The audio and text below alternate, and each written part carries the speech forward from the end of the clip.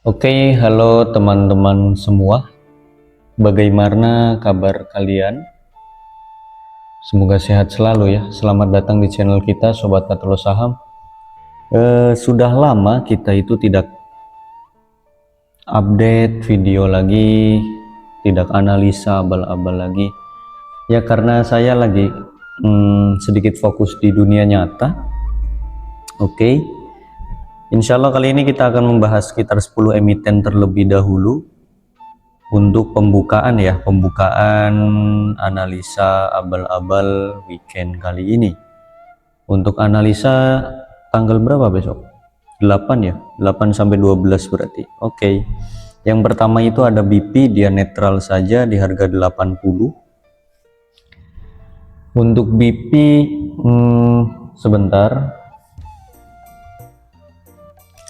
Secara teknikal daily BP harusnya udah boleh cicil ya, karena dia resikonya pun sudah rendah. Secara MACD dan RSI pun dia sudah cukup oke, guys, cukup oke. Tapi memang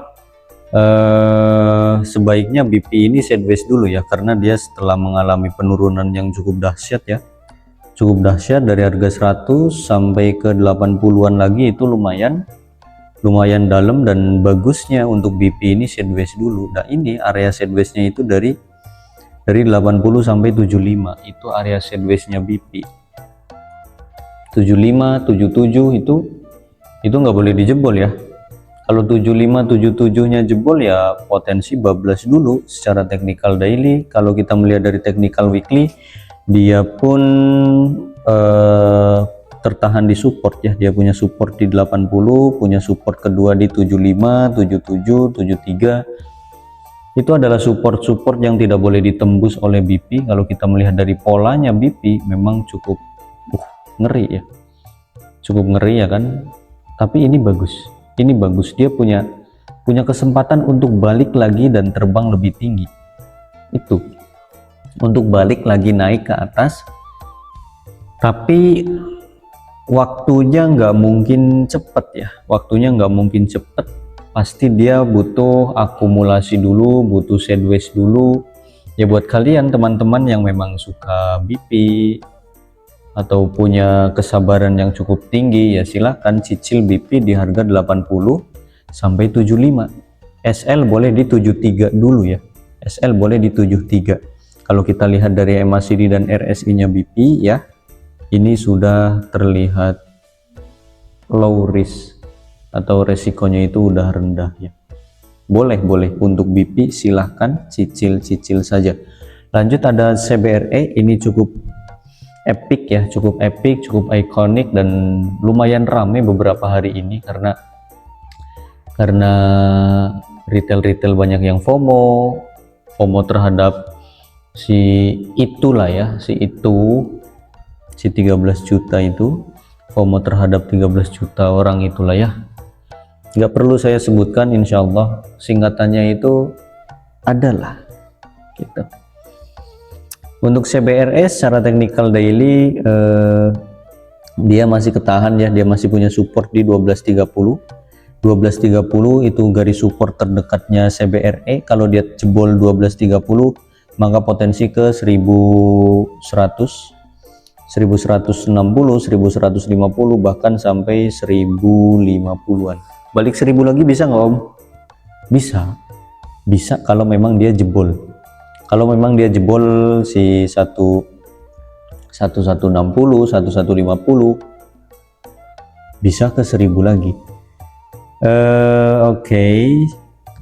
Namun seharusnya ini enggak ya, harusnya dia udah mantul dulu untuk CBRE ini.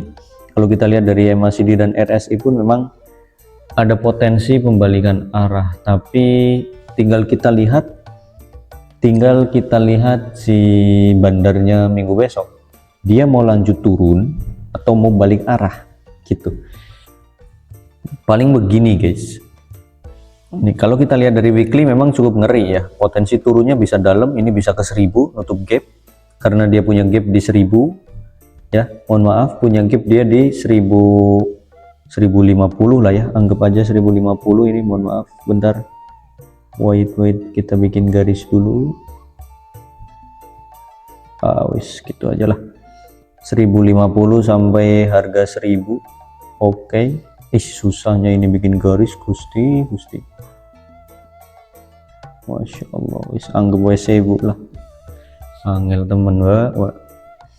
Dari 1050 sampai 1000 itu dia punya gap ya, 1150 sampai 1000.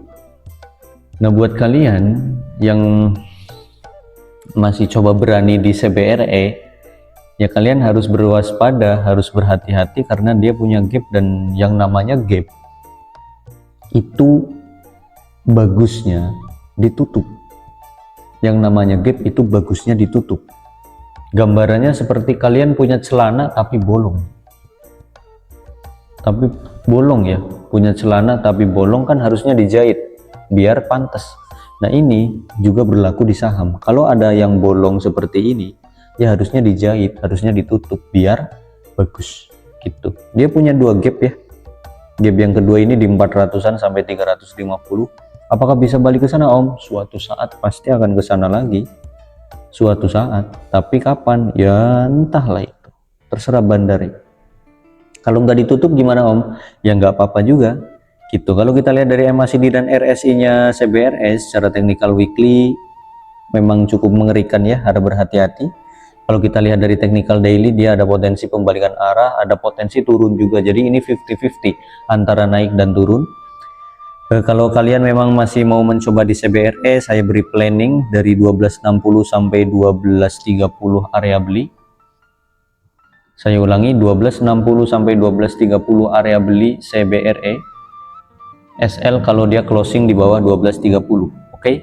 SL kalau dia closing di bawah 1230. Misal dia closing di 1220 atau 1210, itu kalian boleh cut loss dulu. Karena potensinya kemana Om? Potensinya lanjut turun sampai ke 1160-an potensinya kalau memang dia closing di bawah 1230 atau 1220 gitu. Untuk CBRE resikonya medium ya, persentasenya 50-50. silahkan kalau memang mau nyobain, itu planningnya. Lanjut, ada koin, dia menguat 1,30%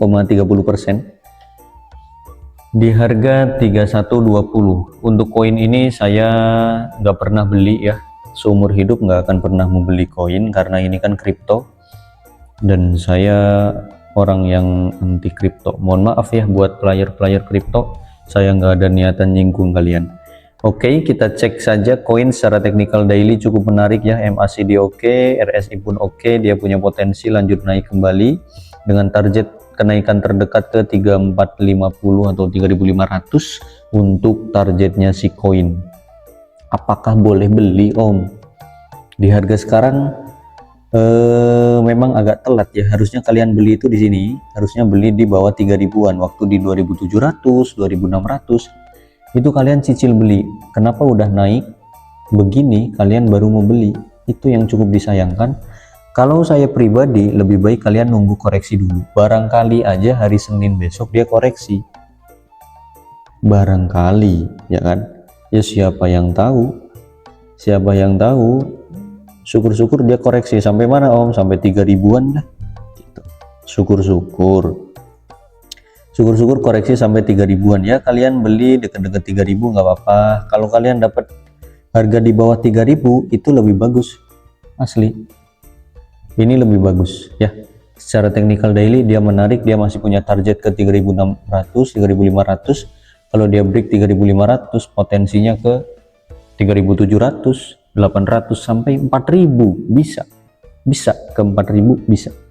Tapi saya menyarankan kalian tunggu di deket-deket 3000 atau syukur-syukur dapat di bawah 3000. Karena apa? Karena dia itu punya support di 3000.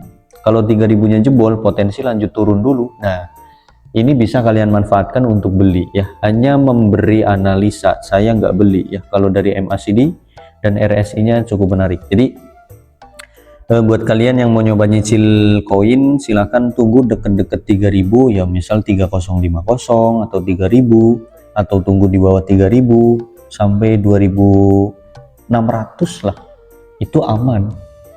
Di bawah 3000 sampai 2600, targetnya 3500 4000, udah itu untuk koin menarik, harusnya menarik. Oke, silahkan kalau memang suka koin.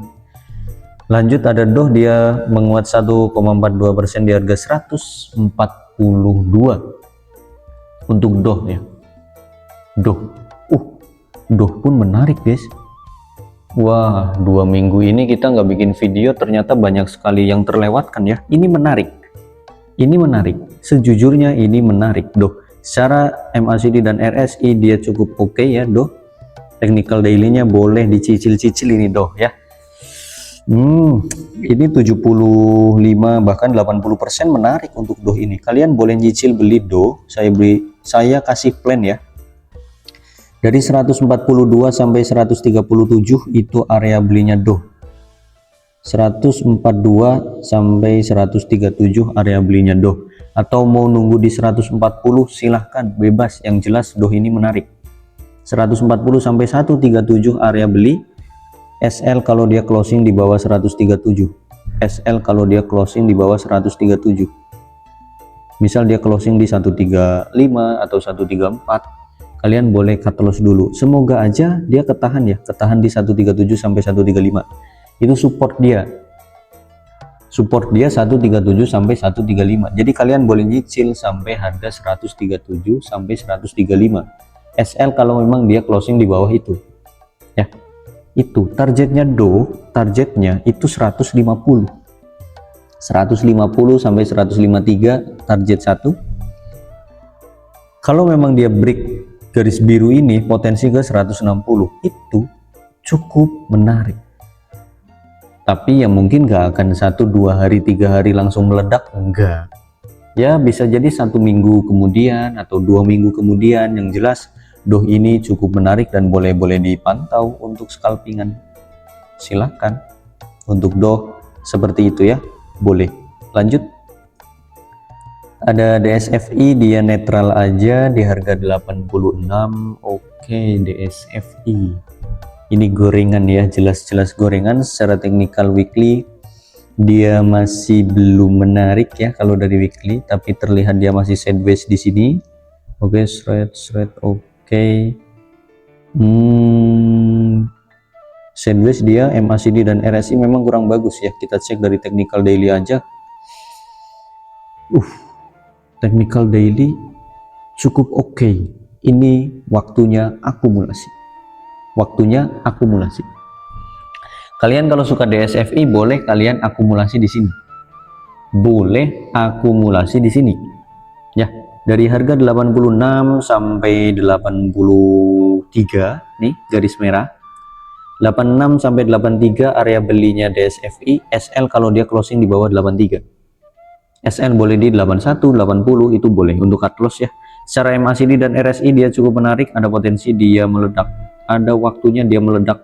Target meledaknya itu pertama ke 92, lanjut ke 96, terus 100, terus 110, 120 ya. Itu untuk target-target DSFI. Ada potensi dia meledak, tapi kapan Om? Ya nggak tahu ya, kita bukan bandar. Yang jelas kalian boleh nyicil DSFI kalau memang suka, silakan. Oke, secara technical daily dia menarik dan waktunya akumulasi. Tapi ingat, ini gorengan. Kalau nggak ada yang goreng ya nggak akan naik ya.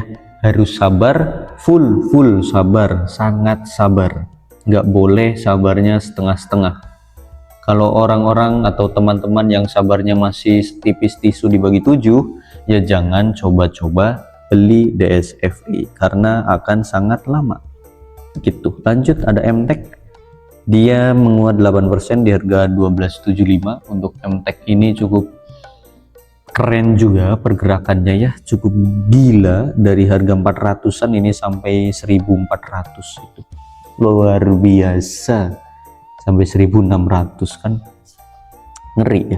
Nah sekarang kalau kita melihat dari technical daily-nya MTEK, itu ada potensi lanjut naik dulu ya. Ada potensi dia lanjut naik dengan target kenaikan terdekat dia ke 13 1300 dulu, 1350 target 2, terus 1400 target 3. Itu kalau kita melihat dari MACD dan RSI nya MTech cukup menarik. Buat kalian yang sudah punya MTech boleh dipantau-pantau, ada potensi lanjut naik kembali. Dah buat yang belum punya MTech, kalian boleh nyicil di harga 12.50 sampai 1.200. Om, kok di 12.50? Ya ini udah naik 12.75 Om. Jangan kalian beli ketika udah naik kayak gini, udah naik 8%, ya jangan nyoba. Harusnya beli itu ketika dia sideways, jual ketika dia meledak gitu ya. Oke. Tapi nggak apa-apa, boleh kalian boleh nyicil beli deket-deket 1.200, itu aja ya. Boleh dari 1.250 sampai 1.200, itu boleh kalian nyicil di situ. Boleh. SL di mana Om?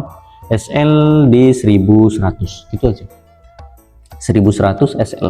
Kalau kita cek dari technical weekly ya, MTech potensinya memang masih tinggi ya, masih punya target dia ke 1.400, 1.500, 1.600. Wah, ini tinggi sebenarnya target MTech itu.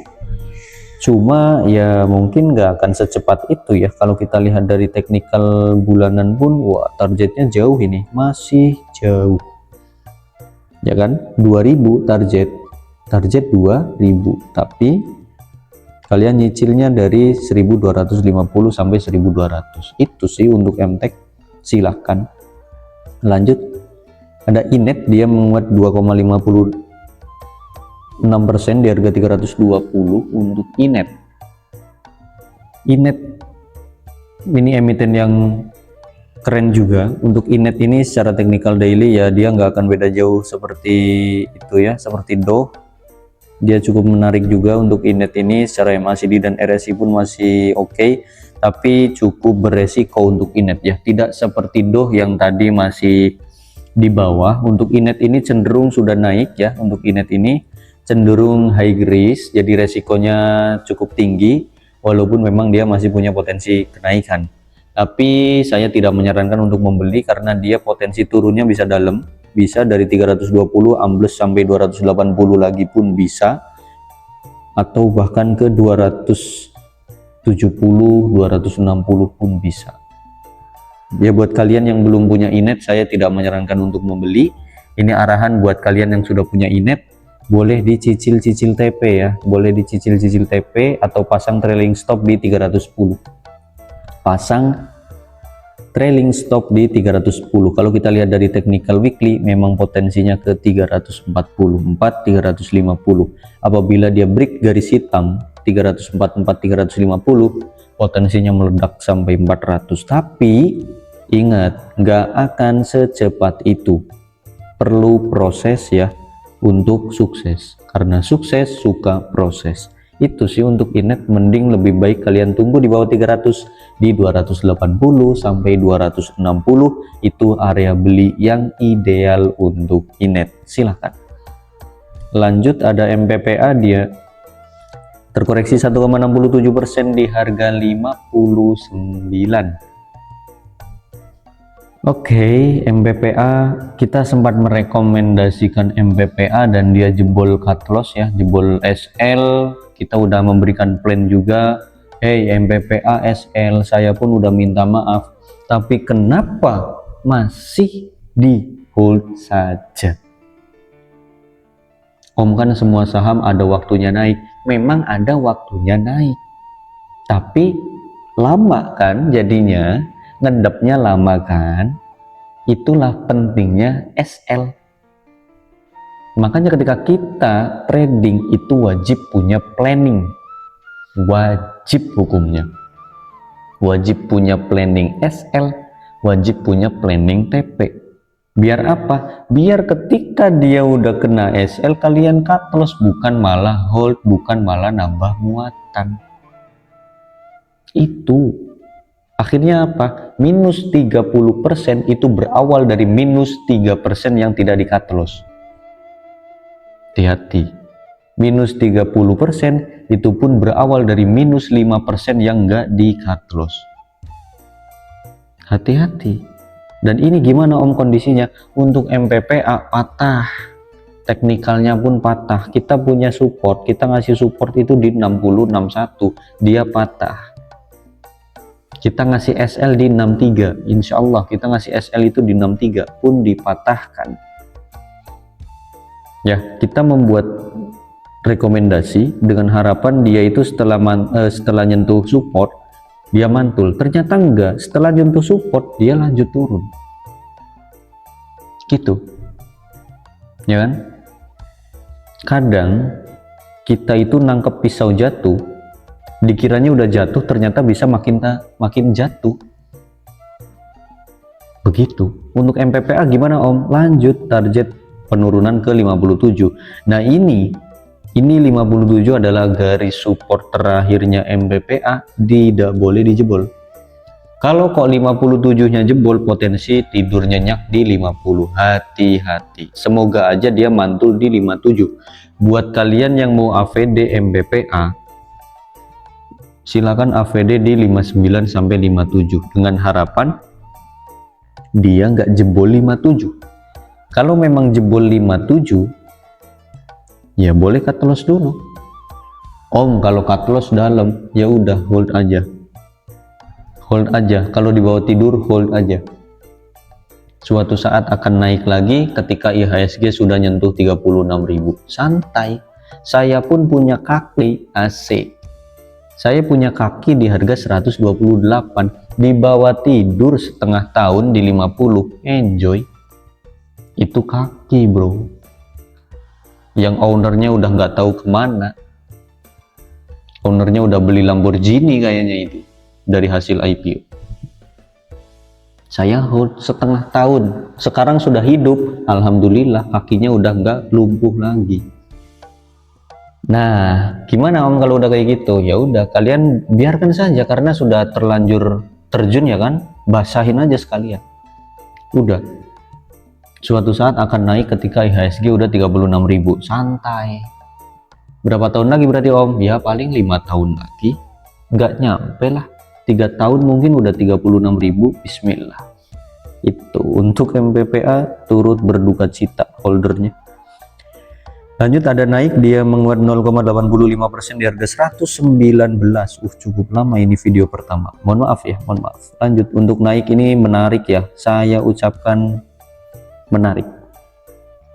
Secara MACD dan RSI dia cukup menarik, dia boleh dicicil-cicil dari harga 119 sampai 110, enggak kejauhan, 119 sampai 115 area beli. SL kalau memang dia closing di bawah 115, dengan target TP boleh di 124, 130, 140, 150. Itu untuk naik ini boleh dicicil-cicil, bandarnya lagi akum insya Allah.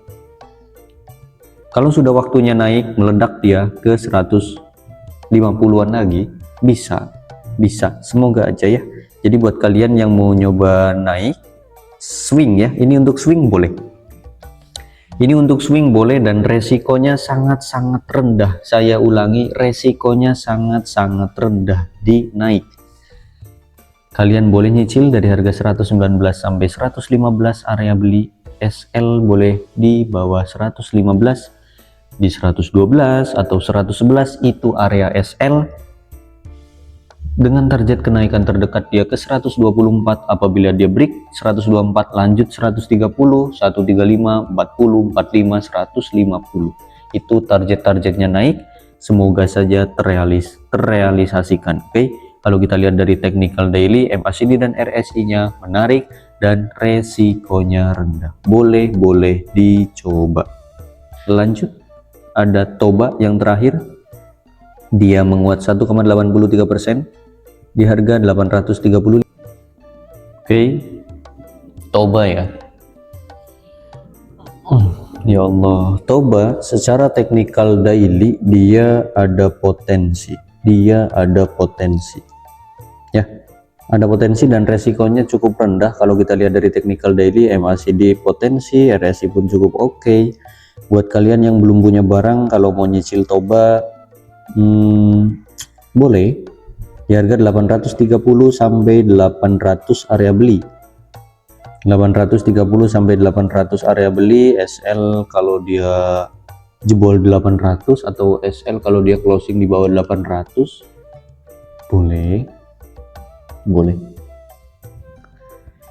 Cukup menarik untuk Toba. Target kenaikan terdekat boleh ke 850 dulu sampai 900 ya. Ya cukup tinggi memang target Toba, tapi ini technical daily ya. Setelah penurunan yang cukup tajam ini, cukup tajam terjun ya dari 1400 sampai 830-an. Itu yang beli di 1400 gimana kabarnya guys? Semoga ginjalnya nggak bergetar ya. Om, ginjal saya nggak getar tapi dompet saya kanker. Waduh, kantongnya kering. Iya, ya salah sendiri ya. Salah sendiri. Ada kotak amal nggak, dimasukin duitnya ke kotak amal malah dimasukin ke RDN. Udah dimasukin ke RDN malah dimasukin ke Toba. Ya, bukannya dapat cuan malah harus tobat di Toba. Ya Allah. Turut berduka cita ya yang HK di 1400 bahkan di 1500 ini. Wah, ya Allah. Ya Allah. Kapannya cerdas-cerdas ini orang Indo ini. Semoga aja nggak ada yang beli di sini nih. Wah, HK pucuk, disitulah letak asiknya. Asik. Asik sih buat bandar tapi asiknya. Untuk Toba bagusnya setelah penurunan dalam seperti ini dia sideways dulu. Sidewaysnya di harga 800-an, 830, 800. Nah itu area sideways harusnya ya, kalau memang dia mau balik arah lebih tinggi. Tapi kalau misal kalian nyicil sekarang terus dia naik, itu paling kenaikannya yang nggak tinggi guys, paling sampai 900 turun lagi udah. 900 turun lagi dan disitulah dia sideways. Opsinya ada dua untuk bandar Toba. Dia mau naikkan harga ke 900 dulu baru turun lagi terus dia sideways, atau dia mau langsung sideways dari sekarang. Itu opsinya ada dua. Nah kalian silahkan ikuti dua-duanya. Barangkali dia naikkan ke 900 dulu, lumayan loh. 900 atau 950 itu lumayan, jackpot 1000 lah, terus turun lagi bisa ya. Kalian nyicil dari harga sekarang dari 830 sampai 800 area beli. SL kalau dia closing di bawah 830. Itu untuk Toba. Dan ini menjadi penghujung video kita yang pertama. Kalau agak lama mohon maaf ya. Semoga cuan kalian semua. Sampai jumpa di video yang kedua nanti. Bye bye.